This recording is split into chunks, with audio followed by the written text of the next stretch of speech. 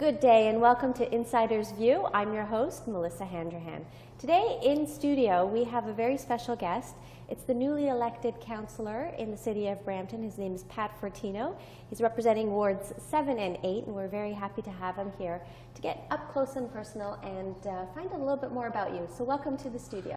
I want to start off with why you got into politics. This was your second time running, Yes. if I'm correct in understanding. And we'd like to know, what made you do it?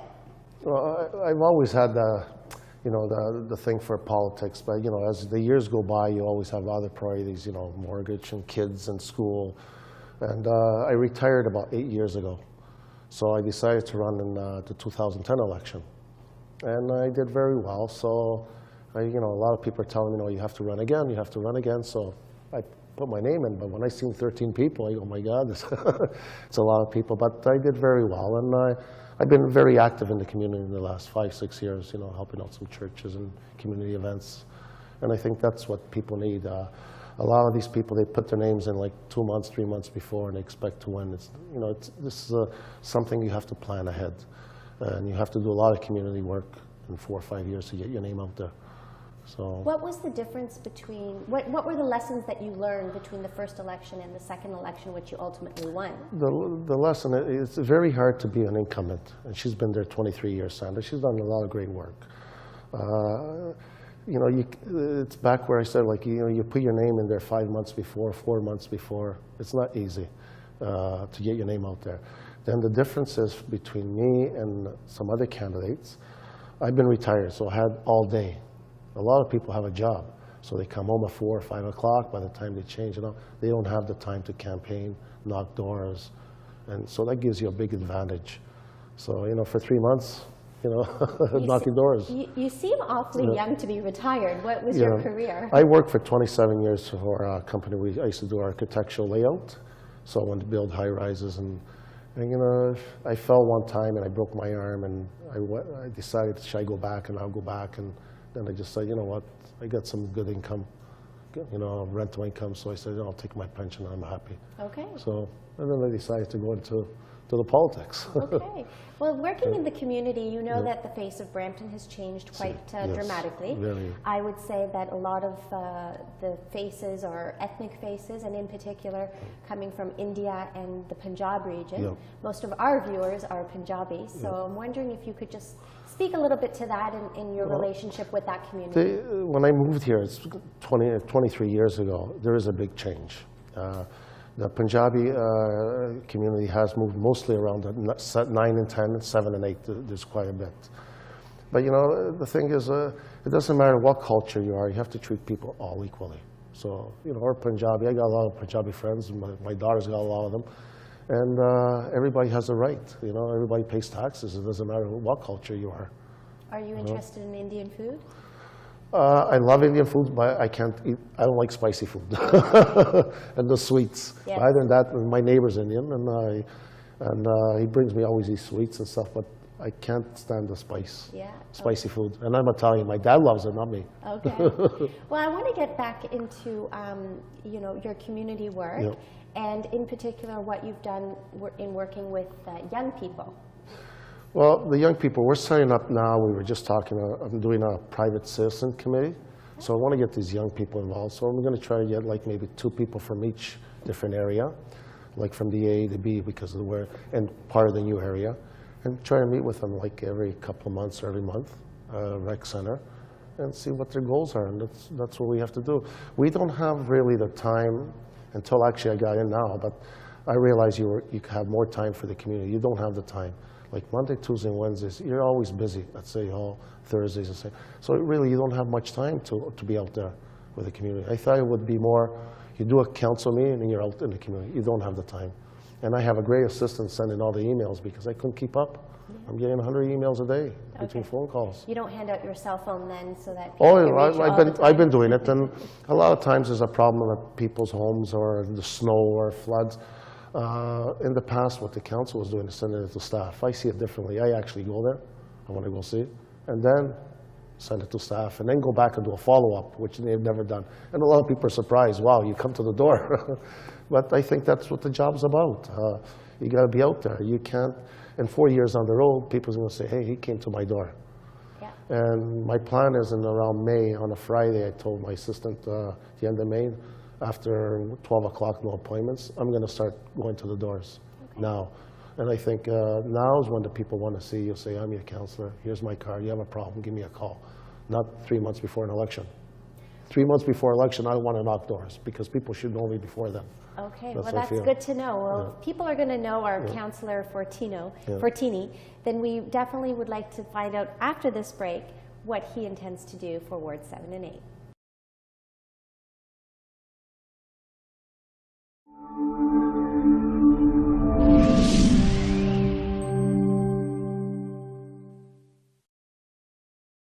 We're back in conversation with Councillor Fortini. So the viewers, of course, want to know, you've beat an incumbent, and knocking on doors is one of your goals in the before the next election. But what else would you like to see improved in that area?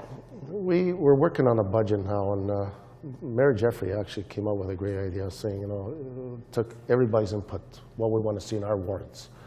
My focus is, I noticed in the area, in the last 3-4 years, the seniors don't have much to do, and they hang around the malls and all. So we're trying to get more like a recreation centers for these people to go. Getting the seniors out walking and exercising is good. In the winter here, you start from November right to April. The poor people just sit in, and I see my father, he just sits on the chair. You gotta get him out to do something. So we're gonna work more on these little hubs, like a place like these portables, so they could go in, talk, play cards, watch some TV, and it gives them a place to go. They never had that. And a lot of the seniors, the problem is they don't drive. So we do have the rec, but start walking 2 kilometers in a bus, they don't want to do that. And for the young generation, we got to start creating some more work. And we did send some emails. I sent about 630 emails overseas to these big companies, hoping to get at least 1 or 2 respond to set up some shop here, because the jobs, I don't want someone like my daughter at 20 years old. She said, Dad, there's nothing to do in Brampton. And I don't want to see my daughter going 4 hours, 5-hour drive to go visit her. So, and the seniors I think is the most important thing here. It's very important. They paid, they worked, they paid taxes, and at the end they deserve more. They deserve a lot more. So focusing on youth and seniors and keeping them busy, what are some of the techniques that you think are going to work in favor for that initiative? For the youth, that's why I'm trying to do this community engagement for them. So I want to try to get some of their input. And maybe in 4 or 5 months on the road, I'll know, okay, this is what we should focus on for the youth. For the seniors, we got to get more, like I said, we got to get more things to do.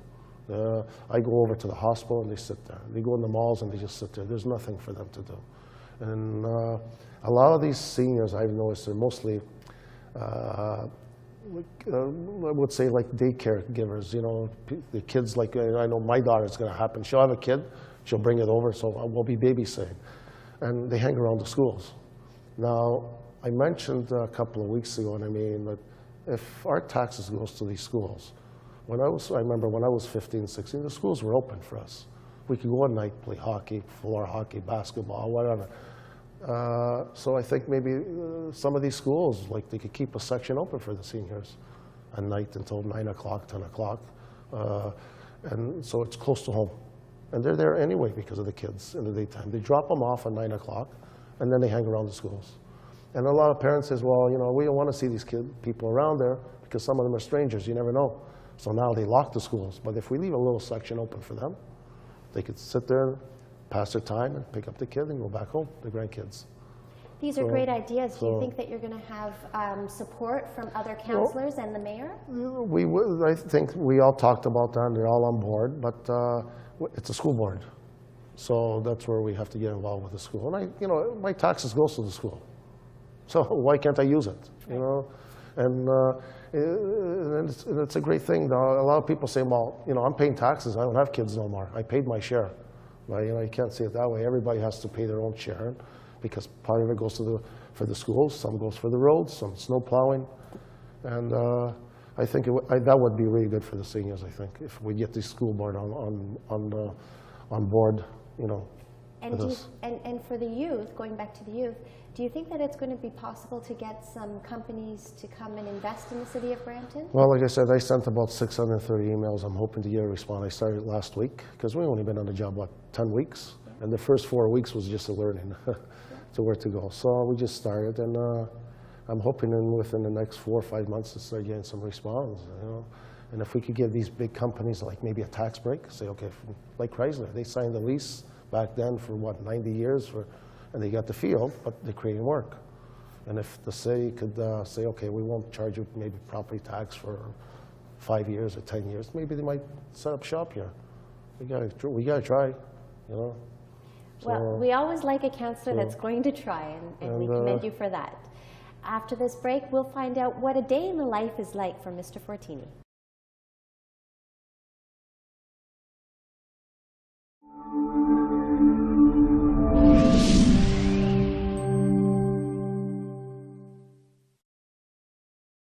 Welcome back. We're in conversation with Brampton City Councillor Pat Fortini. So we'd like to know, since you've taken this position, what your average day has been like as a city councillor. Well, you know, usually Monday, Tuesday, Wednesday is always a full day of appointments, meetings, committee. And now with this budget, they always throw in these little mini workshops. And Thursdays, we're kind of lucky because most of our city councillors are regional, so they got to go to the regional. And that's when we try to engage mostly with the community, send out emails, phone calls, try to get around. But it's a lot of work. You know, our first meetings usually starts around 8:15 to 8:30, and sometimes you're there until like 5, 6 o'clock. Budget the other night, we were there until 10 o'clock. Last night, we were at a function until 9 o'clock. And a lot of times they invite you over, and it's hard to say no. So, you know, and I'm lucky, like my daughter is like 20 years old. She's never around, and my wife is very supportive. And I do enjoy it, but it takes a little toll if you have on the family life, if you have other commitments, and it's hard to be at 2 or 3 places at the same time. But I'm enjoying it. I really do. Are you getting invited to a lot of community events in the evenings and weekends as well? Mostly on the evenings, and it's hard. Sometimes you get 2 or 3 emails to go to the same place. So, and I feel bad when you go to a place you can only say 15, 20 minutes because you want to try to get all 3 of them done or both at the same time. But it's hard to say no, you know, especially, and it's nice to be with the supporters in the community. People need to see what type of person you really are, you know. So, what type of person are you really? Are you good to get along with in terms of other councillors? I'm a simple person, you know. We're not a material type, me and my wife, you know, simple little house, and you know, even though I'm retired and with a pension, but I find, you know, you got to treat everybody equal. It doesn't matter who they are. You know, a human being's a human being. And the councillors, you know, these guys are great. You know, we enjoy going there to working. You know, even the staff, our assistant, they're all happy. You know, it wasn't like in the past people were fighting all the time. They say it's nice to breathe in here now. You guys are always joking around, and it's a pleasure going to work. And, you know, any jobs like that. I worked 27 years, same place. If you're going to be miserable, you don't want to go. I go there because I enjoy it. Right. And everything in life is like that. It's like going home. You enjoy the family, you enjoy the wife, she enjoys you. And it makes life so easy. Everything falls in place. And you're enjoying our new mayor? Very well. She, you know, she gets us involved a lot. She asks us things, and it's not like she gets involved, makes us involved part of the decisions. Even though she has a lot of experience compared to me and some other councillors, but she still wants you involved, which is good. You know, we really do appreciate what she does. Yeah. Good. Yeah. And do you think that the city of Brampton will get special privileges perhaps with the province, considering she's just come from that? She did have a meeting with Kathleen Wynne a couple of weeks ago, and it was all for the all-day goal. We're really pushing for that. You know, we're trying to push a university, which we lost a chance on the last council. They did not fill the application. We're trying to push that, and that's very important for Brampton. The LRT. So, you know, she's having some good meetings with them, and she got the other cities involved with being all with this all-day goal. You know, and I think it would be great for all the community to get it. Good. So. You also mentioned earlier off camera about the work that you've been doing for the churches? Well, I've always been involved, like the Salvation Army. We help out the plowing we did in the past, and North Brampton United Church was a good church. I donated some flags and some other stuff to a church there right on North Park and Torbram. So I think it's a Muslim church. I go there, they invited me to some events, and I donated some stuff in the past. You know, everyone has their own culture. You know, I'm Catholic, and I believe, you know, you go to a Catholic church, you go to the temple, everyone has their own culture, but at the end of the day, we're all the same, you know, we're all the same, you know, that's how I feel. And I spent the late 70s, 2.5 years in a seminary in Europe. So being a part of a church, you know, you got to treat everybody equal, doesn't matter who they are, you know, keep it to yourself, but treat everybody equal, that's how I feel. Okay, and so you're getting a lot of support from your church community? Yeah, we do. I go there a lot, and I've been helping the last 4.5, 5 years there. I've been going, and I do the plowing for them, and we did pancakes the other night. We did spaghetti dinner. They built that place in Artland where the fire is, the Journey. So I did all the electrical there. I did the plumbing. I helped out with the drywall. You know, donated the TV to them. And even though it's not my ward, but still, they needed the help. And you know, I think it's not only you got to focus on your ward, you got to focus on Brampton, you know, and try to help anybody. And that's what these councillors, what we all talked about. It's not only about my ward, it's about all Brampton. Councillor, you sound like a really honest, nice, good guy. I'm wondering, what would you say to the naysayers out there that complain about politicians and think that they're all crooks? Well, you know, there's always a bad apple, you know, in a bushel. You get tomato, you'll find. I've always thought, you know, I thought the same way. You know, don't get me wrong. But like these councillors here, some of them are really trying hard. And I know Brampton had a bad name on some of them. That doesn't mean we're all going to be the same. And, you know, I believe in honesty. It's so simple. When you're so honest, you can walk around with your head up. Sooner or later, when you start mingling with the wrong people, you got to start hiding. And I thought of the same way, but you know, I don't think so. But this council here, they're really good. Like Gurpreet Dillon and Jeff Bowman and Maderos, and we're working hard, you know, to make the people believe this is Brampton. So, and the mayor especially, you know, taking salary cut and doing the right things and treating everybody equal. That's the main thing. I'm just curious, now that you have a taste for politics, do you have any ambitions to do something provincially or federally? No, I wouldn't go that far. No, you know, I'm happy. I'll tell you, between the provincial, federal, and municipal is harder because we don't really know what they're really doing down there. We don't see it. Municipal, you're with the public. They know exactly what you're doing all the time. They're more engaged. And I think I'd rather be with the people than sit in a room down there and half the people don't even know what you do. So, no, I enjoy being with the public. I have no intentions. And with city politics, you're not really, you're not under an umbrella organization. It's just you and yourself. And it's up to you to try to do the best you can. Right. There you have, if you're under umbrella, like you said, and one vote or one person cannot change anything. Here, there's 11 of us, you know, and you know, you compromise, you know, you give and take, and you can help more of your people in your area and in Brampton, I think. Well, we're glad that you're enjoying the post, and we wish you the best of luck. Hopefully you'll come back in a couple of years before the next election and give us an update on the state of Brampton. Thank you. Thank you very much for joining us. It's been a really wonderful episode, and we look forward to seeing you next time. Bye for now.